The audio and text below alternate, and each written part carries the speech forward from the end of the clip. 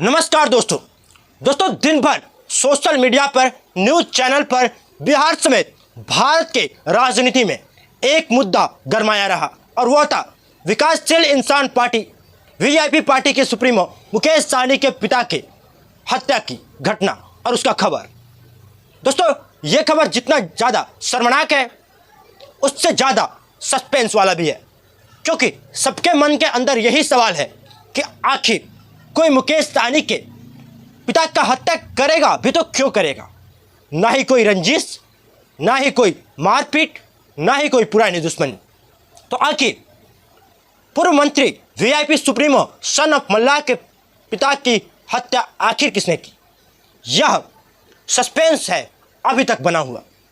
दोस्तों, जब मैं वीडियो बना रहा हूं तब तक और खबरें भी आ रही होंगी, पर जो आज दिन भर चला, आज जो दिन भर घटित हुई घटनाएं, सरकार के तरफ से जो बयानबाजी हुई, विपक्ष के तरफ से जो बयानबाजी हुई, राहुल गांधी से लेकर तेजस्वी यादव तक, पप्पू यादव, जीतन राम मांझी, उपेंद्र कुशवाहा, हरीश सहनी, राजभूषण चौधरी, सुप्रिया श्रीनाथ, आपके नेता समेत बड़े बड़े देश के कद्दावर नेताओं के तरफ से इस घटना पर दुख जताया गया, ट्वीट किया गया, बयान दिए गए, बातें बोली गई, सरकार के खिलाफ आवाज़ उठाई गई, पर अभी तक नरेंद्र मोदी जी की तरफ से कोई ऐसा ट्वीट नहीं आया। दोस्तों, मैं मानता हूं कि नरेंद्र मोदी बड़े नेता हैं, लेकिन मुकेश सहनी उनके पार्टी में रहकर उनकी सरकार को बनाने का काम पहले कर चुके हैं, उनके सहयोगी रह चुके हैं। भले ही आज वो इंडिया गठबंधन में है, लेकिन इस दुख की घड़ी में नरेंद्र मोदी का ट्वीट भी जरूरी था, लेकिन ऐसा उन्होंने नहीं किया। हाँ, मुकेश सहनी ने कहा है कि मेरी बात गृह मंत्री और नीतीश कुमार से भी हुई है। बड़े नेताओं ने मुझे आश्वासन दिया है कि मेरे पिता के हत्यारों को जल्द से जल्द सजा दिलाने का काम करें। संजय निषाद उत्तर प्रदेश के कैबिनेट मंत्री भी दरभंगा पहुंचे और मुकेश सहनी का हौसला बढ़ाया। मुकेश सहनी ने बयान जारी करके कहा कि यह दिन निषाद समाज के लोगों के लिए काला दिवस के रूप में जाना जाएगा। जिस प्रकार से मेरे पिता की हत्या की गई है, यह दिखाता है कि अगर एक मंत्री का पिता सुरक्षित नहीं है तो बिहार में आम जनता किस प्रकार से सुरक्षित है। बिल्कुल सुरक्षित नहीं है।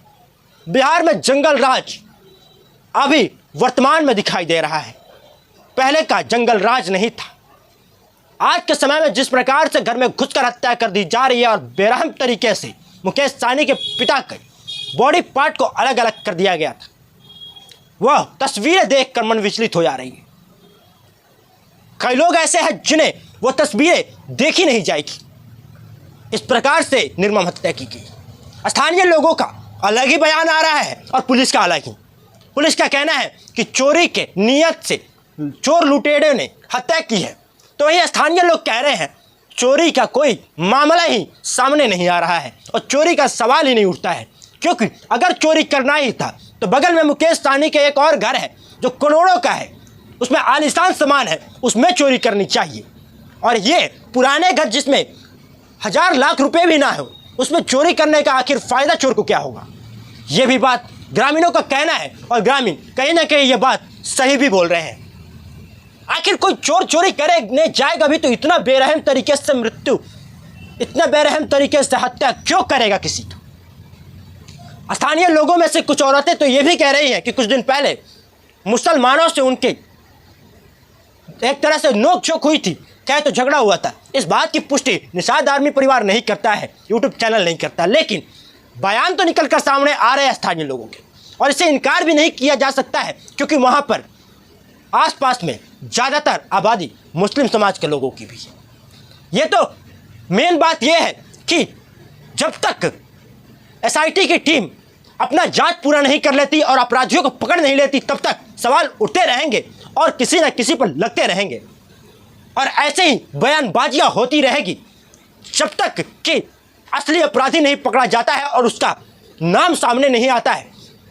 ये तो निकलकर सामने आ रही है कि 2-3 लोगों को हिरासत में लेकर पूछताछ की जा रही है, लेकिन उसका भी नाम का खुलासा पुलिस प्रशासन नहीं कर रही है।